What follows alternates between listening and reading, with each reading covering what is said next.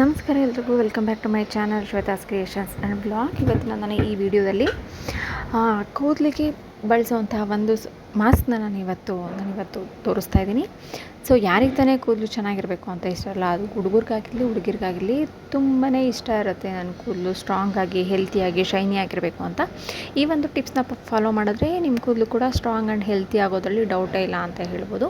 So ಮೊದಲನೇದಾಗಿ ನಾನಿಲ್ಲಿ ಒಂದು ಸ್ಪೂನಷ್ಟು ಅಕ್ಕಿನ ತೊಗೊಂಡಿದ್ದೀನಿ. ಅಂದರೆ ನಾವು ಮನೆಯಲ್ಲಿ ಊಟಕ್ಕೆ ಅಂತ ಬಳಸ್ತೀವಲ್ಲ ಅದೇ ಅಕ್ಕಿನ ತೊಗೊಂಡಿದ್ದೀನಿ. ಮತ್ತು ಇನ್ನೊಂದೆರಡು ಸ್ಪೂನಷ್ಟು ಫ್ಲ್ಯಾಕ್ಸ್ ಸೀಡ್ಸನ್ನು ತೊಗೊಂಡಿದ್ದೀನಿ. ಒಂದು ಕಾಲು ಸ್ಪೂನಷ್ಟು ಮೆಂತ್ಯನ ನಾನು ತೊಗೊಂಡಿದ್ದೀನಿ. ಇದಕ್ಕೆ ಬೇಕಾಗುವಂಥ 2 ಕಪ್ ನೀರನ್ನು ಹಾಕ್ಕೊಂಡು ಚೆನ್ನಾಗಿ ಕುದಿಸ್ಕೊತಾ ಇದ್ದೀನಿ. ಫ್ಲ್ಯಾಕ್ಸ್ ಸೀಡ್ಸಲ್ಲಿ ಎಷ್ಟೆಲ್ಲ ಬೆನಿಫಿಟ್ ಇದೆ, ಬರೀ ಆರೋಗ್ಯಕ್ಕೆ ಮಾತ್ರ ಅಲ್ಲ, ನಮ್ಮ ಕೂದಲು ಕೂಡ ತುಂಬಾ ಹೆಲ್ಪ್ ಮಾಡುತ್ತೆ. ಸಾಫ್ಟ್ ಮತ್ತು ಶೈನಿ ಆಗೋದಲ್ಲದೆ ಕೂದಲು ಉದುರೋದಾಗಿರ್ಬೋದು, ತಲೆಹೋಟಿನ ಸಮಸ್ಯೆ ಆಗಿರ್ಬೋದು, ಈ ಎಲ್ಲ ರೀತಿಯ ತೊಂದರೆಗಳಿಗೆ ರಾಮಬಾಣ ಅಂತಲೇ ಹೇಳ್ಬೋದು. ಇದರಲ್ಲಿ ಒಮೆಗಾ 3 ಇರೋದ್ರಿಂದ ಕೂದಲನ್ನ ಸ್ಟ್ರಾಂಗ್ ಮಾಡೋದಕ್ಕೆ ಹೆಲ್ಪ್ ಮಾಡುತ್ತೆ ಮತ್ತು ಕೂದಲನ್ನ ಬೇರಿನಿಂದ ಕೂಡ ಚೆನ್ನಾಗಿ ಬೆಳೆಯೋ ಥರ ಮಾಡುತ್ತೆ. ಸೊ ಇದಕ್ಕೆ ನಾನು ಸ್ವಲ್ಪ ಒಂದು 4 ಎಲೆಯಷ್ಟು ಕರಿಬೇವನ್ನ ಹಾಕ್ಕೊಂಡಿದ್ದೀನಿ. ಎಲ್ಲರೂ ಕೂಡ ಗೊತ್ತಿರೋ ಹಾಗೆ ಕರಿಬೇವು ಕೂಡ ಕೂದಲಿನ ಬೆಳವಣಿಗೆಗೆ ತುಂಬಾ ಸಹಾಯಕ ಅಂತಲೇ ಹೇಳಲಾಗುತ್ತೆ. ಮತ್ತು ಇದು ನ್ಯಾಚುರಲ್ ಆಗಿ ಶೈನಿಂಗ್ನ ಕೊಡುತ್ತೆ ಮತ್ತು ಸಾಫ್ಟಾಗಿ ಆರೋಗ್ಯವಾಗಿ ಬೆಳೆಯೋ ಥರ ಮಾಡುತ್ತೆ.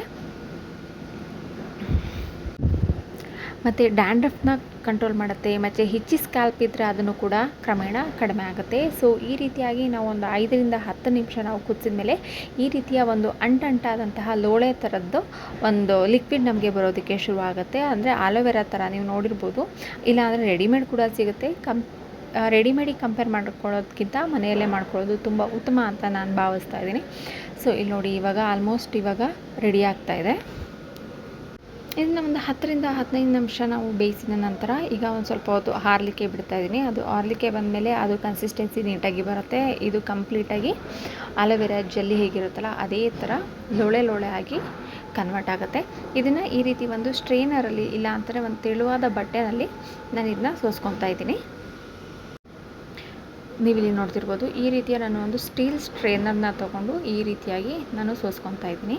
ಯಾಕೆಂದರೆ ತುಂಬ ಬಿಸಿ ಇರೋದ್ರಿಂದ ಕೈಯಲ್ಲಿ ಇದು ಮಾಡೋದ್ರಲ್ಲಿ ಕಷ್ಟ ಆಗುತ್ತೆ ಅಂತೇಳಿ ನಾನು ಈ ರೀತಿ ಸ್ಟ್ರೈನರಲ್ಲಿ ತೊಗೊಂಡು ಈ ರೀತಿಯ ಲೋಳೆ ಏನು ಬರುತ್ತಲ್ಲ ಇದನ್ನು ನಾನು ಸಪ್ರೇಟ್ ಮಾಡ್ಕೊತೀನಿ. ಕೂದಲಿನ ಆರೋಗ್ಯಕ್ಕೆ ತುಂಬಾ ಒಳ್ಳೆಯದು ಅಂತ ಹೇಳ್ತೀನಿ.